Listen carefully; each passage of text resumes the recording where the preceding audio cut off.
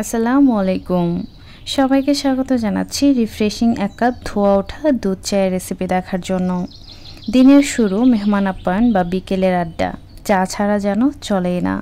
Perfect এক cup ঘন চায়ের রেসিপি তৈরি করে দেখাচ্ছি। জানি সবাই চা তৈরি করতে পারেন, তবুও যাদের চা পারফেক্ট হয় না বা নতুন রাঁধুনি যারা আছেন, আশা করছি তাদের এই রেসিপিটি খুব উপকারে আসবে। আজকের চা আমি গুঁড়া দুধ দিয়ে তৈরি করব, তাই হাফ কাপ পানির মধ্যে 3 চামচ পরিমাণ গুঁড়া দুধ দিয়ে দিচ্ছি। আপনারা চাইলে গরুর দুধ দিয়েও এই রেসিপিটি করতে পারেন, সেখানে আপনারা 1 কাপ পরিমাণ গরুর দুধ ব্যবহার করবেন। পানির সাথে গুঁড়া দুধ খুব ভালো মতো মিশিয়ে দিচ্ছি, যাতে করে কোনো প্রকার দলা না থাকে। আপনি চাইলে গরুর দুধ দিয়েও এই চা তৈরি করতে পারবেন, সেক্ষেত্রে 1 কাপ পরিমাণ দুধ ব্যবহার করবেন। একটা সাইডে রেখে প্যানের মধ্যে আমি 800 মিলি পরিমাণ পানি দিয়ে দিচ্ছি, নরমাল পানি। আমি যেহেতু 2 কাপ পরিমাণ চা তৈরি করব আর বেশ খানিকক্ষণ সময় নিয়ে এটাকে জাল করতে হবে, তাই পানির পরিমাপটা কিন্তু একটু বেশিই দিতে হবে। আমি চুলাটা অন করে দিয়েছিলাম, পানিটা ফুটতে শুরু করেছে। এখন এর মধ্যে চায়ের লিকার দিয়ে দিচ্ছি 2 টেবিল চামচ পরিমাণ।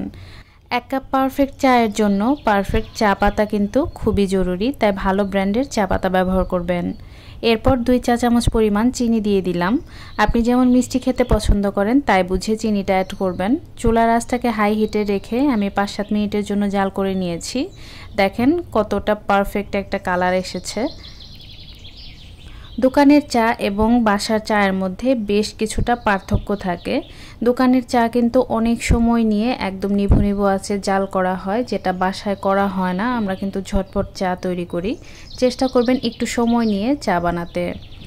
আমি ঘড়ি ধরে প্রায় 10 মিনিটের মতো জাল করে নিয়েছি। পানিটাও অনেকটা কমে এসেছে, আনুমানিক প্রায় 600 মিলি থেকে 500 মিলির মতো থাকবে। এই পর্যায়ে দুধটা দিতে হবে। দুধটা দিয়ে খুব ভালো মতো মিশিয়ে নেবেন। আমি যে পরিমাপে করেছি আমার কাছে এটাই পারফেক্ট কালার মনে হয়। যদি আপনারা এর থেকেও আরও একটু সাদা করতে চান তাহলে আরও 1 চামচের মতো দুধ এখানে মিশিয়ে নেবেন। আর দুধটা দেওয়ার আগে অবশ্যই নর্মাল পানি দিয়ে গুলে তারপর চায়ের মধ্যে দিবেন। সরাসরি পাউডার দুধটা দিলে দুধ কিন্তু ছানার মতো হয়ে যাবে। দুধ দেবার পর 4-5 মিনিটের মতো অল্প আঁচে জাল করে নিয়েছি। চায়ের কালার এবং ঘনত্ব পারফেক্ট আছে। আমি চুলা থেকে নামিয়ে ছেঁকে নিয়েছি। এখন মাটির কাপে পরিবেশন করে দিচ্ছি। মাটির কাপে চা খেতে কিন্তু আমার কাছে খুব ভালো লাগে। চায়ের টেস্ট এবং মাটির ফ্লেভার দুটোই চমৎকার আসে। আপনারা অন্যান্য কাপেও চা পরিবেশন করতে পারেন।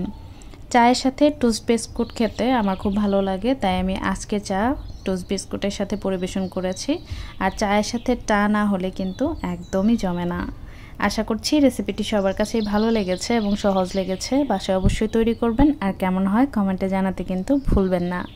সবাই ভালো থাকবেন, আমাদের জন্য দোয়া করবেন। দেখা হবে নতুন কোনো রেসিপি নিয়ে পরবর্তী ভিডিওতে। সে পর্যন্ত এখানেই বিদায় নিচ্ছি। আল্লাহ হাফেজ।